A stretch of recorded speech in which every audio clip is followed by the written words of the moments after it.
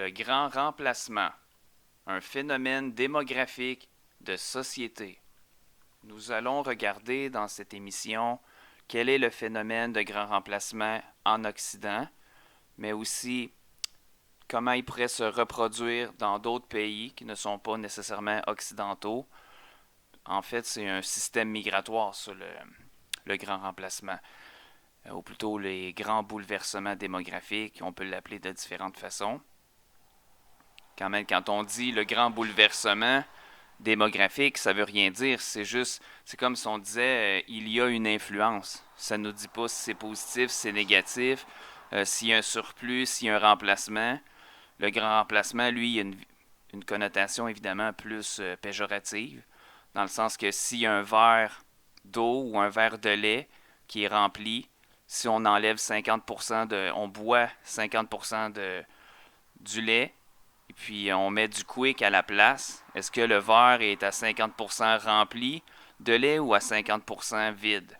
Ben là, il y a des gens en Occident qui vont dire de plus en plus, le verre, il est vide. Les gouvernements, eux autres, ils vont dire le contraire. Non, ils vont dire non, le verre est à 50% plein encore. Puis quand il va être rendu à seulement 25% des populations souches, en Occident, évidemment, c'est les Européens blancs, et puis les Amérindiens, ou sinon les Aborigènes en Australie, mais les Amérindiens, les anciens peuples mayas à la frontière américaine, ça dépend des endroits, là. Mais si on parle de l'Occident blanc en général, ben, il est à moitié vide finalement de blanc, là. Puis ça, toutes les statistiques démographiques le montrent, on va voir ça là, plus en détail. Mais c'est ça, moi je vais utiliser le terme de remplacement en sachant que les populations qui étaient majoritaires autrefois sont désormais de moins en moins majoritaires, donc en voie de devenir minoritaires, donc remplacées par les populations du Sud essentiellement. Puis on va voir pourquoi, comment ça se fait, pour quelles raisons, avec quel objectif, surtout économique. On va tout voir ça en détail. Bon, premièrement, qu'est-ce que serait un éventuel pseudo-remplacement? Si on prend les espèces biologiques normales, elles ont toutes un lieu géographique d'apparition. Donc, que ce soit autant les oiseaux, les perroquets, tu sais, tu as les perroquets jaunes, les perroquets bleus, les perroquets lara bleu avec des épaulettes jaunes, golden. Vous avez le cacatoès qui est rouge.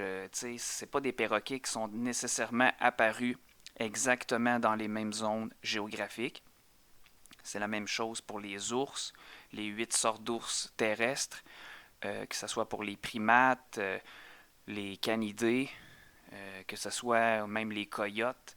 Vous avez des coyotes dans le désert, ils sont plus bruns et lancés, tandis que le coyote arctique, ben, il est blanc, puis un petit peu plus baquet pour se protéger finalement des prédateurs en étant blanc, puis baquet pour bien préserver sa chaleur, etc. Donc, les humains, c'est la même chose. Ils ont des lieux d'apparition génétique continentale, que j'appelle.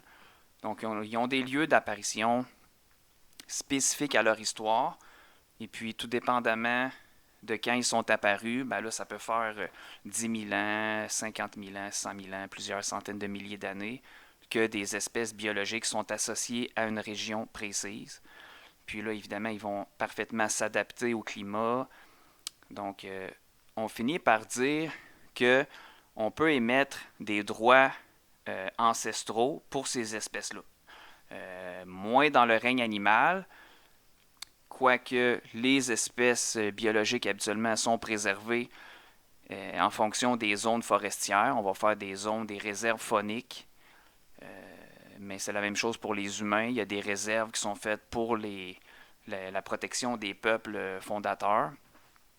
Donc, que ce soit des réserves pour les pygmées en Afrique, pour les Maasai, que ce soit pour les aborigènes d'Australie, les Amérindiens d'Amérique, ils ont des réserves parce que, dans le fond, ils ont été placés là à l'occasion, là, selon les époques historiques, selon les conquérants, mais sinon, à un moment donné, il y a des territoires qui leur ont été réservés, qui leur ont été dédiés, et puis à ce moment-là, ben là, ils peuvent faire respecter tous leurs droits ancestraux parce que, par exemple, comme les Amérindiens, ça fait 10 000 ans, ça fait 12 000 ans qu'ils sont dans une même région. Donc, la présence amérindienne, les droits présentiels ancestraux, automatiquement sont générés et puis prennent en force plus que ça fait de temps qu'ils sont là. Si ça fait 1000 ans, c'est déjà très bon, mais si ça fait 50 000 ans, si ça fait 12 000 ans, eh bien, automatiquement, ils en gagnent proportionnellement des droits. Donc, pour les animaux, c'est la même chose. Dans la perspective du grand remplacement, on ne peut pas remplacer une espèce biologique d'un certain territoire pour l'apporter dans un autre. On ne peut pas prendre les ours polaires puis les envoyer en Asie pour remplacer le panda d'Asie. Ça se fait pas. Ça serait du relativisme géographique. Penser qu'il n'y a pas vraiment de gradation, d'importance en fonction de l'ancienneté présentielle, territoriale des espèces en place.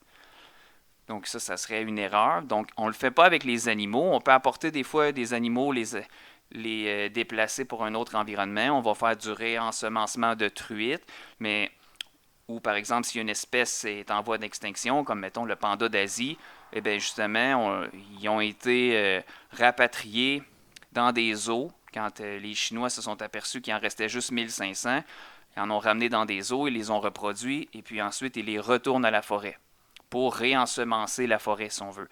Donc, quand on envoie des espèces biologiques reproduites artificiellement par les humains, la plupart du temps, c'est des espèces qui étaient déjà là, parce que justement, c'est leur environnement biologique. Donc, tu ne peux pas remplacer tous les ours d'Asie par des ours polaires puis dire que c'est la même chose. Non, c'est pas la même chose. Ils n'ont aucun droit spécifique présentiel, les ours polaires en Asie. Pareil comme le Kodiak ou l'ours brun d'Amérique, l'ours noir, ils n'ont pas de droit en tant que tel. On ne pourrait pas prendre des ours noirs et les apporter par millions au pôle Nord, comme ça, aléatoirement, parce que finalement, ça ferait juste remplacer les ours polaires. C'est le même principe. Donc, chez les humains, comme on ne peut pas le faire avec la majorité des animaux, sauf pour un réensemencement postérieur, mais des mêmes souches biologiques qui habitaient à l'époque, mais ça peut être même des plantes aussi, là. Ça peut être les animaux, ça peut être des plantes, ça peut être des espèces aquatiques, ça peut être toutes sortes d'affaires. Comme on ne le fait pas avec les animaux, ben le faire avec les humains, il n'y a pas de différence. On ne peut pas prendre des populations, par exemple, je ne sais pas, moi, du Chili, puis les envoyer par millions et par millions au pôle Nord. Parce qu'on le sait qu'à un moment donné, les Inuits, ben, ça va leur faire une pression démographique sur eux. Et puis, à terme, si on envoie trop de millions de Chiliens au pôle Nord, ben, les Inuits vont être remplacés, là. Ça devient un constat, c'est ça la conséquence. Même si on avait des bonnes intentions au niveau de l'intentionnalisme en philosophie, on voulait faire le bien, aider telle population, les envoyer. Mais si ça remplace les Inuits, au niveau du conséquentionnalisme, c'est un problème. C'est un remplacement, donc c'est mal, c'est négatif, c'est mauvais pour ceux qui étaient là depuis des milliers d'années. Donc, on n'a pas à faire ça. On ne peut pas remplacer une espèce biologique par une autre comme ça au nom de principes du vivre ensemble ou de principes universels de la biologie unilatérale, là. Ça se fait pas, là. Donc, chez l'être humain, je ne verrais pas pourquoi ça aurait plus préséance. Au contraire, il faut respecter les droits ancestraux. Si on prend l'exemple des Européens, les Européens, ça fait... Oui, il y a eu la sortie d'Afrique de Sapiens sapiens archaïques il y a 70 000 ans, mais il y avait déjà du monde en Europe là, depuis 600 000 ans, là. Donc, eux autres, les génétiques européennes, ben, ils ont de l'ancienneté territoriale présentielle d'au moins un demi-million d'années.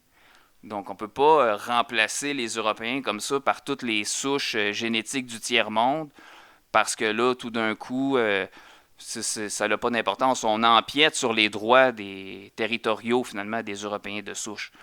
C'est la même chose pour la colonisation. Si des navigateurs ont traversé l'océan, ont civilisé un continent, ont civilisé l'Australie, ont construit des routes, des ponts, des infrastructures, des bâtiments, ont installé des aqueducs partout, l'électricité, ben on peut pas, puis ça fait un demi-millénaire, mais on peut pas les remplacer comme ça au nom de l'économie du PIB. C'est carrément illégal, là. Ça, il faut créer des lois là-dessus, là.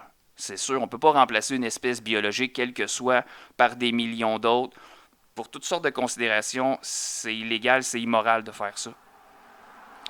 Donc, si on prend uniquement l'exemple biologique de la démographie des espèces, on ne peut pas remplacer une espèce biologique par une autre, comme ça, là, du jour au lendemain, en 40 ans, en 50 ans. Parce que là, ce qu'on va voir, c'est justement le grand remplacement qui est décrié par plusieurs auteurs, dont Renaud Camus, qui en a parlé déjà depuis plusieurs décennies. Ben, pour lui, ça aurait débuté vers les années 80 environ. Donc, en 40 à 50 ans, on a déporté des millions et des millions de personnes. On les a fait immigrer de force au détriment des populations souches européennes. Okay? Puis partout en Occident aussi, là, à partir de 1965, comme on va voir. Donc, tout ça, c'est fait dans une perspective de non-respect des droits ancestraux des populations qui sont là depuis des millénaires.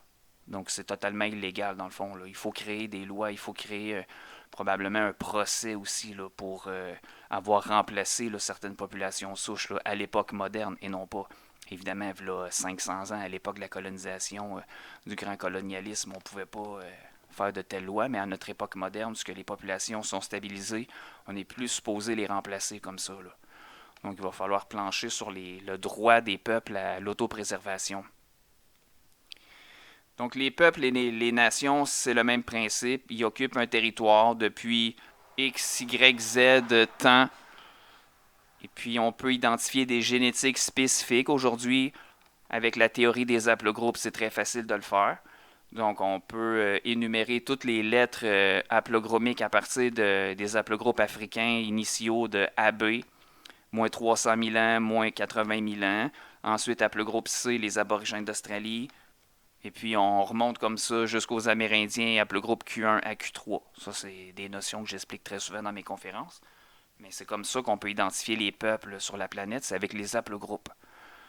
Donc, d'un haplogroupe à l'autre, ben, on va voir des différences génétiques.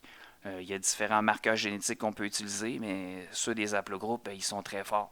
Puis, c'est avec ça que les entreprises de génétique moderne vont identifier vos haplogroupes et puis les régions d'où est-ce que vos ancêtres viennent avec votre salive.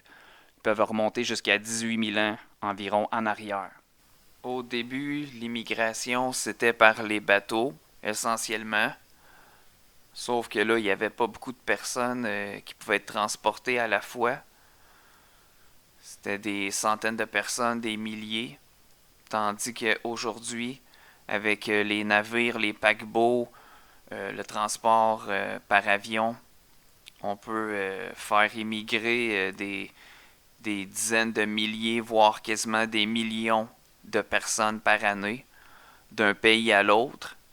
Donc, on peut quasiment tout vider un continent puis l'envoyer immédiatement sur un autre continent, le déverser sur un autre continent, puis vous allez augmenter la quantité de population artificiellement, vous allez gonfler rapidement la démographie pour faire augmenter le nombre de personnes en quelques décennies, là, voire en 50 à 100 ans environ.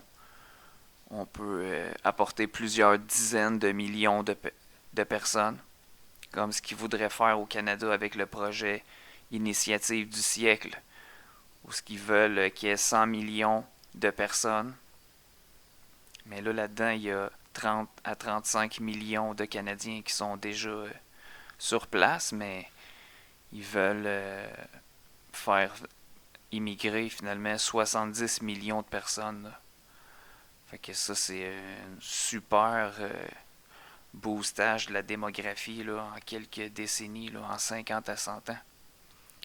Fait que ça, c'est au regard des droits des populations indigènes qui sont là depuis plusieurs milliers d'années, puis après ça, à l'égard des droits des colonisateurs qui sont arrivés par la suite, mais que ça fait des centaines ou des milliers d'années qu'ils sont là. Mais là, ça respecte pas les droits beaucoup de ces fondateurs-là. Du pays, ça les dilue plutôt. Dans le fond, ça les submerge de millions de flots de population humaine qui, avec le réchauffement climatique, se déplacent déjà. Il existe des flots de population naturels, qu'on voyait là, les gens ils se déplaçaient là, d'une région à l'autre, mais ça prenait du temps. Chaque génération, ça prenait peut-être 100 ans, 50 à 100 ans pour réussir à se déplacer de quelques kilomètres. Donc là, les immigrations naturelles ou les voyageurs qu'il y avait autour de la Méditerranée, il y avait du transport maritime qui assurait un certain flux de population au Moyen-Orient, en Orient avec les Perses. Il y avait des déplacements, mais c'était pas, ça pouvait pas être par millions de personnes. C'était des petites, quelques milliers de personnes, même les armées de Gengis Khan, etc. Tandis qu'à notre époque, ben là, c'est la marchandisation de l'immigration, du transport de personnes pour les amener dans un autre pays pour les faire travailler. Ou c'est ça, c'est souvent l'argument du travail, c'est l'argument économique là, qui est amené. Mais avant ça, quand c'était à l'époque de l'immigration aux États-Unis par exemple, où est-ce que là c'était des populations majoritairement européennes qui ont été apportées là-bas pendant 473 années, si on parle de 1492 comme étant la date de la découverte de l'Amérique par Christophe Colomb. Donc ensuite, l'immigration était essentiellement britannique avec les 13 colonies, avec les Français qui avaient pris le centre des États-Unis. Et ensuite, l'immigration irlandaise, qui en a eu massivement à partir de 1840. Puis l'immigration italienne, un peu espagnole, allemande. Les Allemands, eux autres, y allaient plus vers le centre des terres aux États-Unis, dans les prairies, les plaines. Parce que là-bas, leur fort accent germanique dérangeait moins que dans les villes de la côte Est. Dans les 13 colonies britanniques, les Allemands, il y avait un accent qui était pas très aimé. Là. Donc il y avait beaucoup de jugements de la population. Les immigrants, ils étaient jamais vraiment bienvenus. Au nom de l'idéologie cosmopolite, finalement, là, à l'avance, ben là, ils ont fait un projet de société ayant pour idéologie d'essayer de tolérer tous les groupes de christianisme finalement qui étaient répandus en Europe, que ce soit les protestants avec les catholiques, les protestants britanniques avec les catholiques irlandais, les Italiens qui étaient catholiques avec le pape, etc. Donc le projet de réunir tout le monde là-bas avec les grands espaces américains, ben là, ça semblait fonder un beau projet de société, mais c'était pas la fondation des. Il allait pas chercher dans le tiers-monde, il allait chercher un petit peu d'esclavagisme, là. Quelques centaines de milliers de personnes au maximum, mais le reste c'était des immigrants qui provenaient d'Europe. Donc c'est ça, à partir de 1965, avec Lindsay D. Johnson, lui, il a ouvert l'immigration à tous les pays. Donc là, ils ont été cherchés en Amérique du Sud, au Moyen-Orient, en Asie, en Afrique, etc.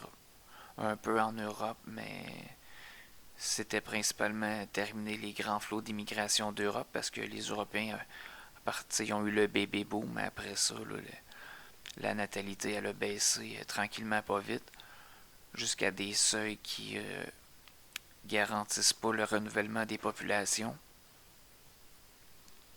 Donc le modèle anglo-saxon de tolérance mutuelle de colonialisme, ça pouvait fonctionner quand c'était avec les mêmes génétiques essentiellement européennes, là, que c'est appelé groupe R1A, R1B, les deux grandes catégories. Fait que ces populations-là, même si elles s'aimaient pas parce qu'elles n'avaient pas les mêmes traditions religieuses, n'avaient pas la même langue, la même culture, ben là, ils se toléraient pas beaucoup, ces peuples-là. Ils s'aimaient pas. Là. Ils étaient quand même segmentés.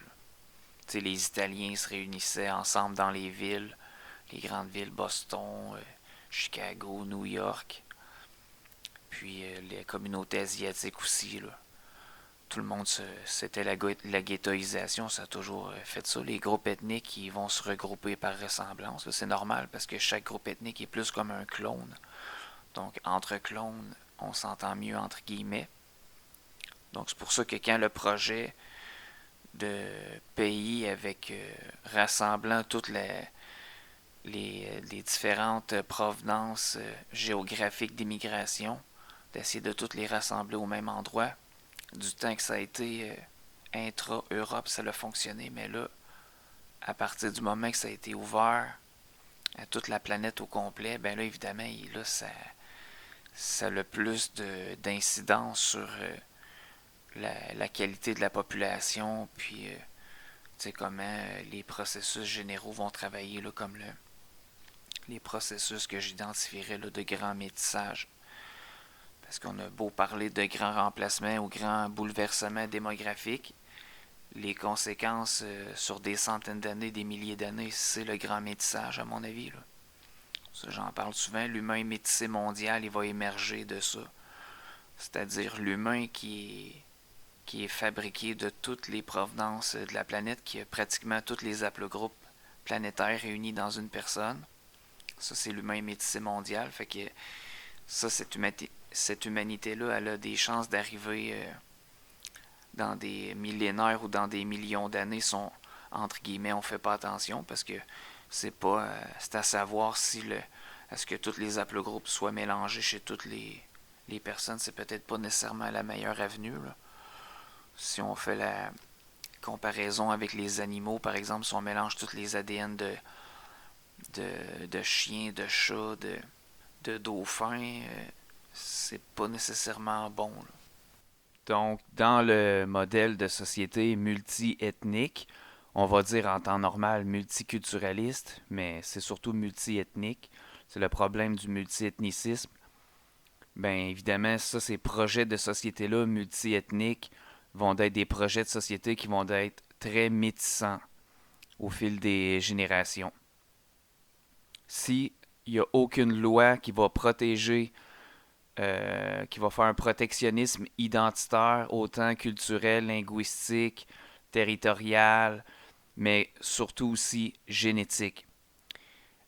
Si une société, n'importe laquelle, que ce soit même si un projet de société multiethnique voudrait être appliqué, je sais pas, par exemple, au Mexique, dans un autre pays du monde, au Kosovo, que ce soit en Chine, au Japon, ce qui est le contraire en ce moment au Japon, là. Donc, si on veut faire un projet multi-ethnique, mais si on veut éviter le grand métissage des populations indigènes ou des populations colonisatrices par la suite, ben, il faut obligatoirement qu'il y ait des lois qui vont garantir un certain protectionnisme des génétiques souches, ce qu'il n'y a pas en Occident du tout, là. Donc, ça s'en va juste vers un projet qui va être métissant, multiethnique, parce qu'en fait, c'est un modèle de société qui est trop universaliste par rapport à ce que peut supporter une population génétique donnée. Donc au début, c'est facile de vanter un projet multiethnique puis dire ça va bien aller, les peuples vont bien s'entendre, etc. Puis finalement, elles sont remplacées là. Euh, Au début du projet multiethnique, la population de souche indigène ou colonisatrice, comme j'expliquais, bon, mais cette population-là, elle va être majoritaire. Donc, en étant majoritaire, elle ne peut pas se douter qu'elle va être remplacée à terme.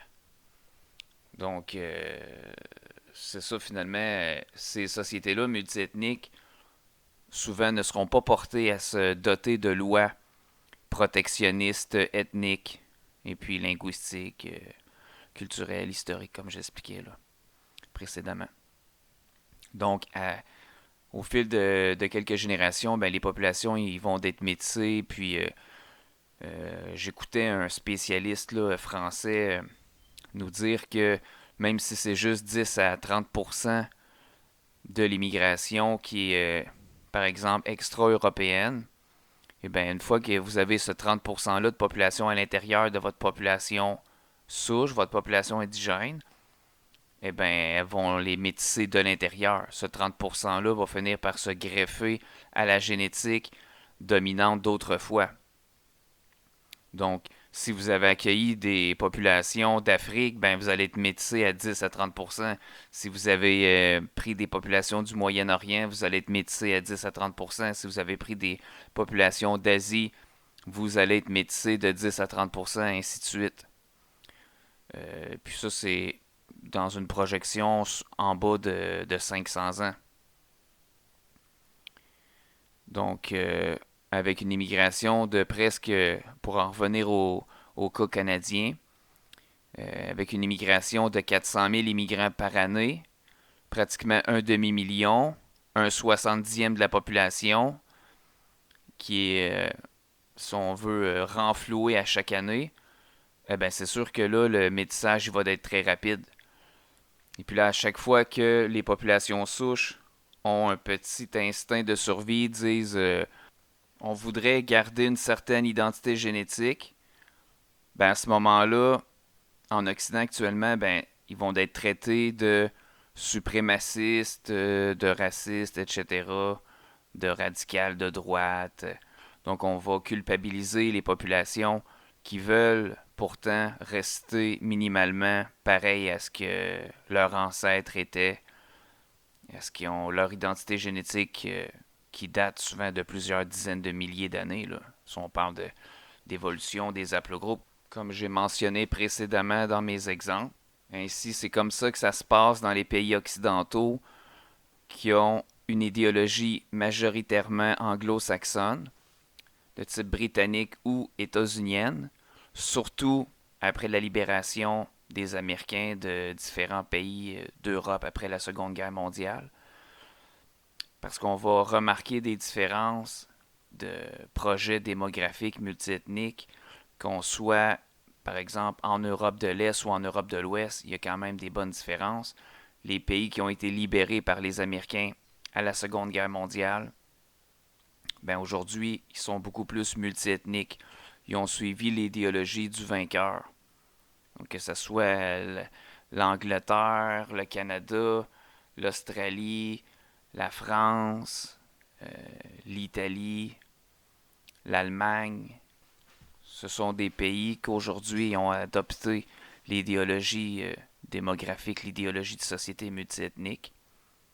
Eh bien, ils sont dans de terribles problèmes de crise de criminalité, d'augmentation de la criminalité, de métissage, de perte culturelle, de perte linguistique au niveau du vocabulaire, etc. Tandis qu'en Europe de l'Est, eh bien, les populations y sont restées préservées. Ils ont plus gardé leur identité linguistique, leur identité culturelle, historique, génétique, ce qui est la variable première à préserver. Les pays d'Europe de l'Est également, comme il y avait moins accès à l'océan Atlantique, à des régions côtières qui leur auraient permis de coloniser la planète avec leurs bateaux durant la grande colonisation des Européens un peu partout dans le monde. Mais comme en Europe de l'Est, il y avait moins accès à ces grandes étendues-là d'eau océanique, eh bien, ils ont moins de passé colonial. Donc, moins de réseautage avec les anciennes colonies.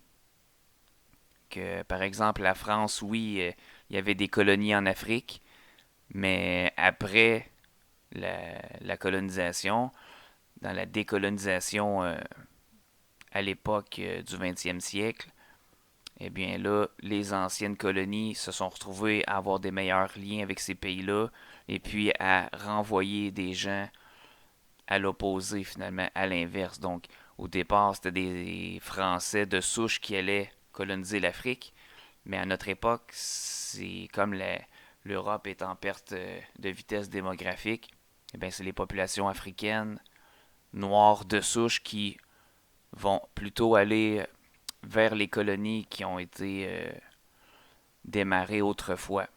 Donc l'immigration se fait à l'inverse.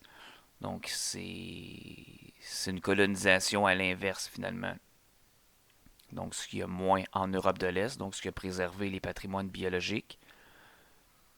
Et puis l'Europe de l'Est aussi, eux autres, ils étaient en lutte perpétuelle contre les invasions mongoles, les invasions des peuples des steppes asiatiques, mais également ils ont lutté beaucoup contre les invasions islamiques. Par exemple, à la limite avec la Turquie, qu'on pense même à Vlad l'Empaleur, Vlad Tepes, qui lui justement était à la jonction dans les régions balkaniques avec les peuples d'Orient. Donc ces peuples-là se sont battus très longtemps, plusieurs centaines d'années, avec les croisades aussi, c'est à proximité des croisades, se sont battus très longuement contre les peuples islamiques. Donc à notre époque, eux autres de faire venir l'islam chez eux, ils ont tellement de mauvaises expériences historiques avec ça qu'ils sont beaucoup moins rapides à vouloir s'auto-islamiser parce qu'ils savent tous les problèmes que ça va leur entraîner. Donc, ils sont moins aussi dans une autoflagellation perpétuelle comme les Américains. Ils sont en fonction de leur ancienne immigration esclavagiste africaine, où est-ce que là, il y avait un certain passé colonial, eux autres avec. Donc, il a fallu qu'ils fassent la paix avec leur passé et puis qu'ils développent un modèle de société plus acceptante, évidemment multiethnique, parce qu'il y avait eu plusieurs peuples qui avaient colonisé les États-Unis, mais après ça, ils ont fait un mea culpa sur l'esclavagisme qu'ils avaient mené.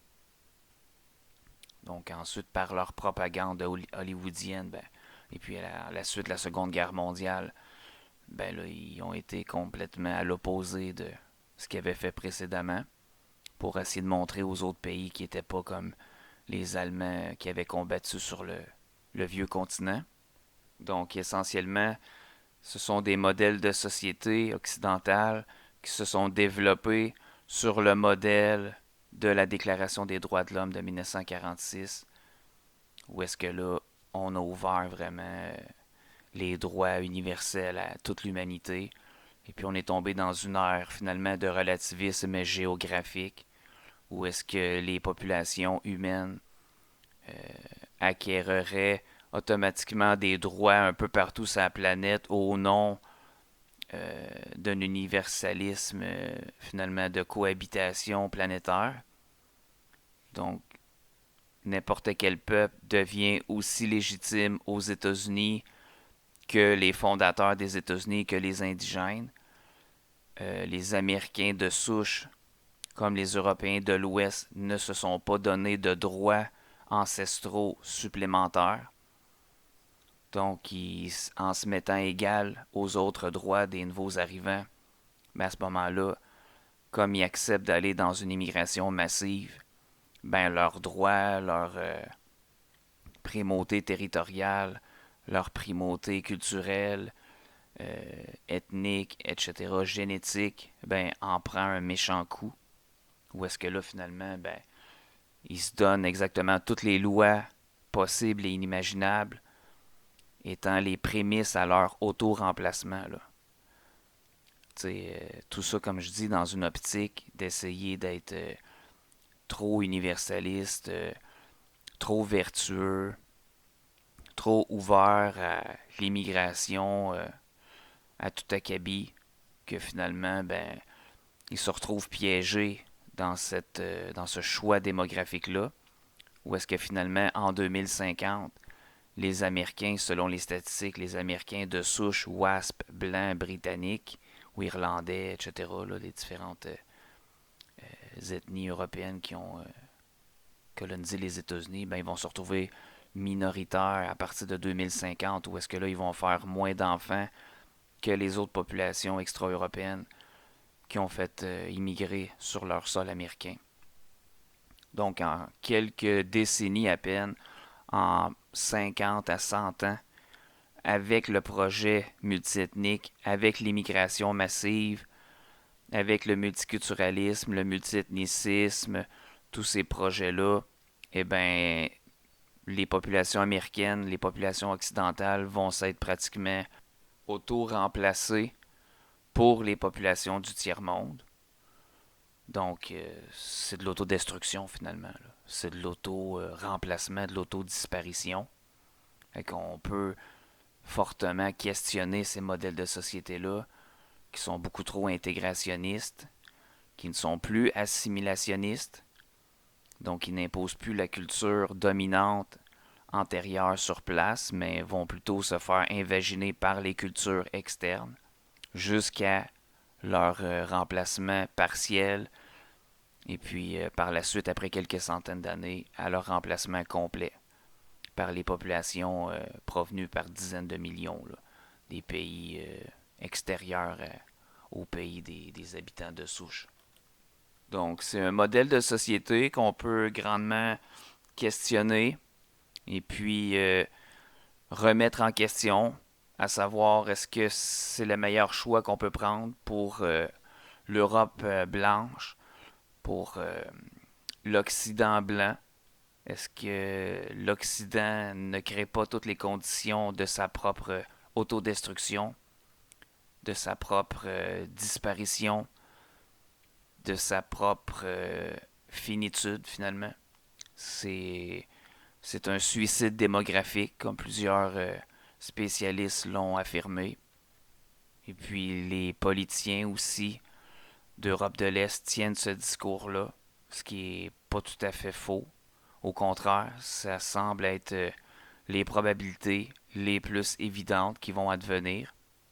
Donc à ce moment-là, c'est normal que les populations souches, indigènes ou colonisatrices européennes remettent en question ce modèle-là et puis en accusent finalement leur autorité de les remplacer au nom d'une idéologie qui est autodestructrice, qui est plutôt une idéologie d'ordre planétaire et non pas national. Le multiethnicisme, c'est un concept planétaire, c'est pas un concept qu'on doit appliquer à des échelles nationales ou des échelles locales, c'est encore pire.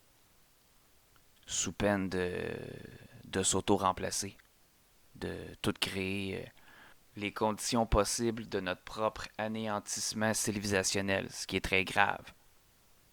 Donc c'est tout pour cette émission-ci. Dans la prochaine émission, on va regarder d'autres problématiques qu'apportent les sociétés multiethniques, comment le grand remplacement, le grand métissage prennent graduellement place dans la société actuelle et surtout quelles sont les forces derrière ces changements démographiques-là. Outre l'idéologie universaliste, cosmopolitique qui est prônée à la base, quelles sont les forces mécaniques, quels sont les acteurs en jeu, quels sont les intérêts en jeu, que autant les gouvernements, les multinationales, les banques ou les populations peuvent soutirer de ça. Qu'est-ce qui fait en sorte que ça s'accélère? C'est toutes des problématiques qu'on va voir plus en détail dans la deuxième partie de l'émission.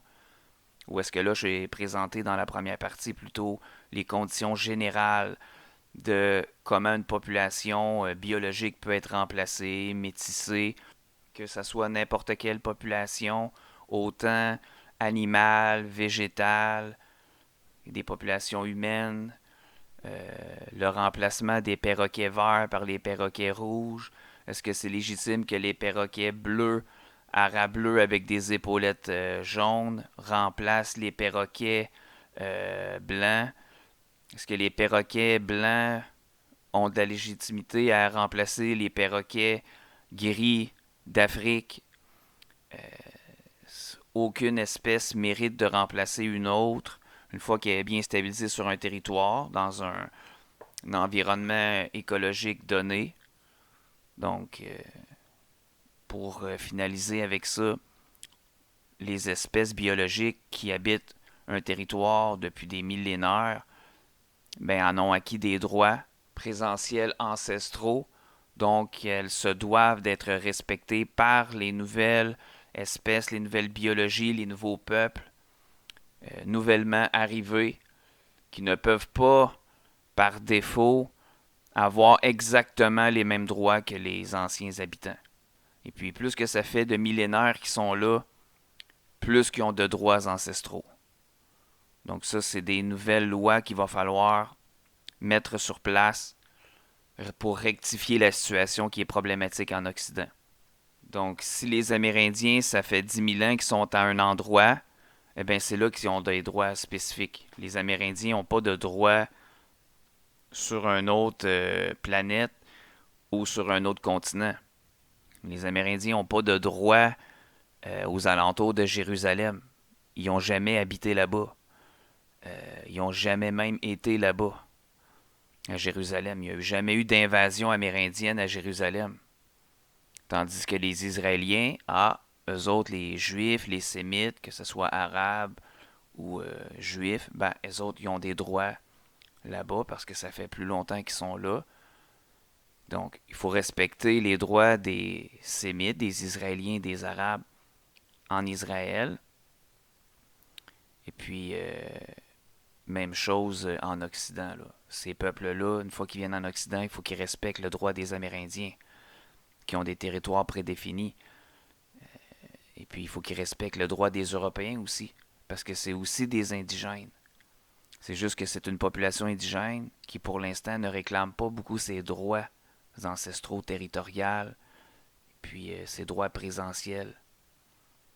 Donc, il va falloir regarder ça plus en détail, puis développer une argumentation légale, puis une argumentation logique pour démontrer finalement la haute légitimité des populations à réclamer ces droits-là pour éviter le grand remplacement de leur population souche pour les centaines d'années à venir et puis surtout les prochains millénaires. Car les phénomènes de grand métissage, de grand remplacement s'opèrent sur des centaines d'années, sur des millénaires. Donc il faut avoir une vision à très long terme pour être capable de faire du préservationnisme ethnique, du préservationnisme d'identité culturelle, historique et puis territoriale.